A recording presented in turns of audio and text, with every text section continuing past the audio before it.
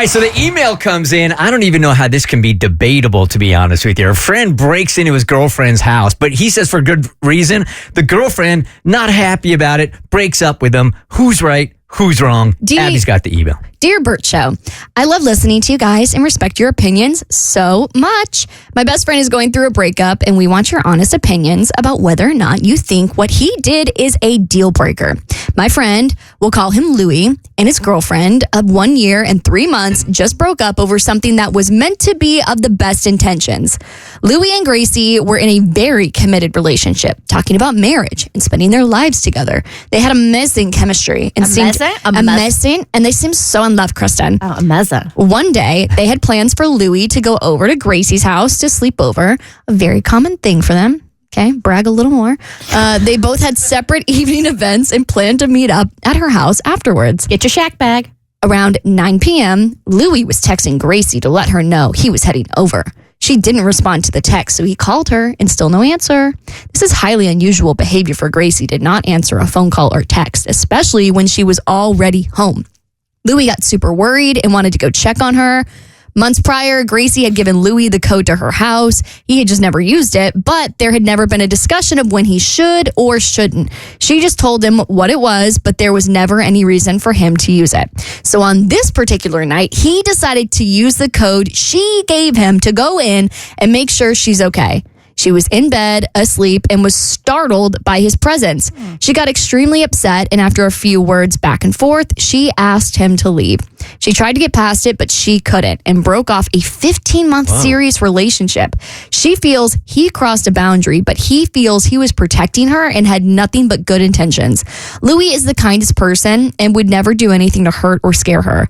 Please give me your thoughts on this so I can help him move on. Thank you, guys. So the intention was good, right? It was intent versus impact. And I get as a woman and you're in an apartment alone or whatever, and you wake up and there's a man standing over you, you don't know who it is. That's a little bit of a traumatic experience. That's jarring for sure, yeah. Let's acknowledge that.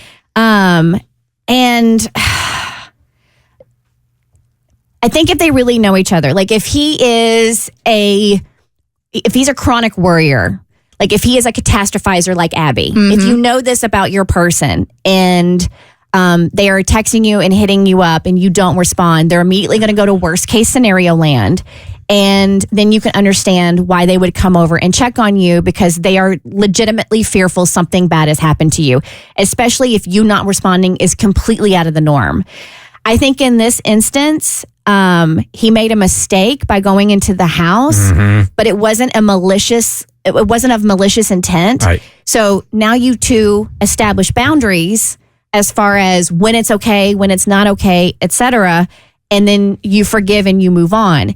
If this was something he was doing all the time, well, then, yeah, that's a different issue. But I feel like there's something else going on with her that she kind of jumped the gun on breaking up with him. She feels like this is such a terrible offense and such a bad interpretation of character that he made such a bad decision that she can't trust him again. I don't feel that way. I think this is a talk. Like, you scared the S out of me. Yeah. Please don't ever do that again. Ever, ever, ever, ever.